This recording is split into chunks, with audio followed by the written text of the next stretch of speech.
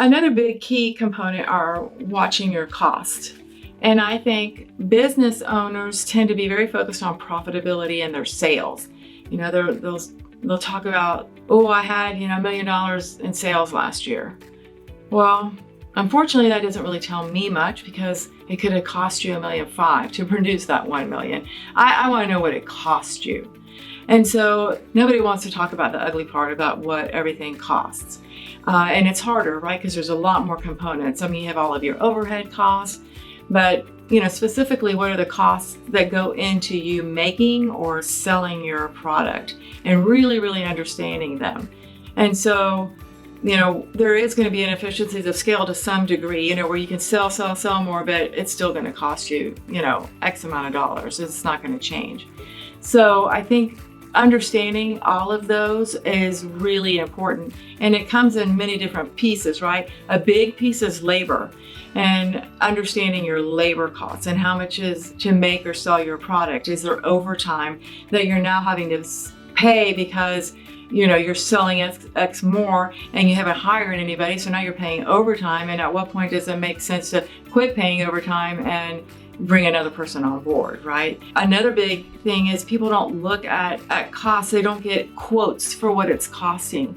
And so you find a vendor and you just buy from them. At one point, they gave you the best cost, but have you even checked into it in the last 6 months or a year or 2 years or 3 years?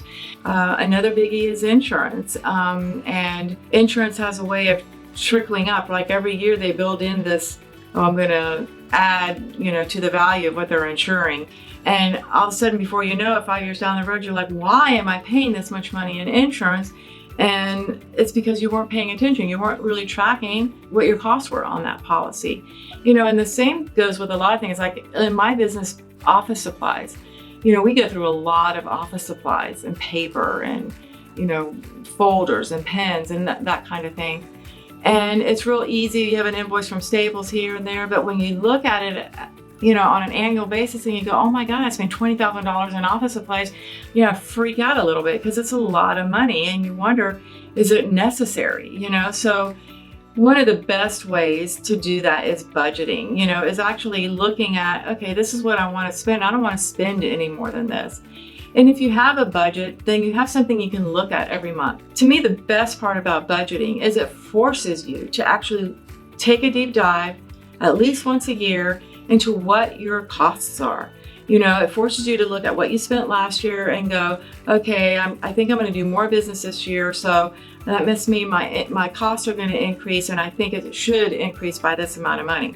Granted, it's a guess, but at least monthly, we can take what your actuals are compared to your budget was, and we can see, okay, were you on point? Were you over? Were you under?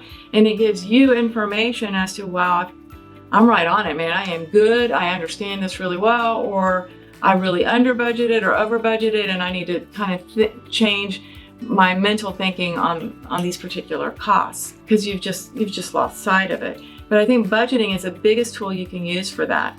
But just closely monitoring and budgeting, I can't say it's how crucial it is. It's not just the sales side, but it's the cost side and watching. And a lot of historical information helps here, but budgeting is going to be your friend, and watching where you are cost-wise. Again, I can't say this enough, it's monitoring. You've got to review, whether it's an hour a month, that's not a lot to ask, to review where you're at.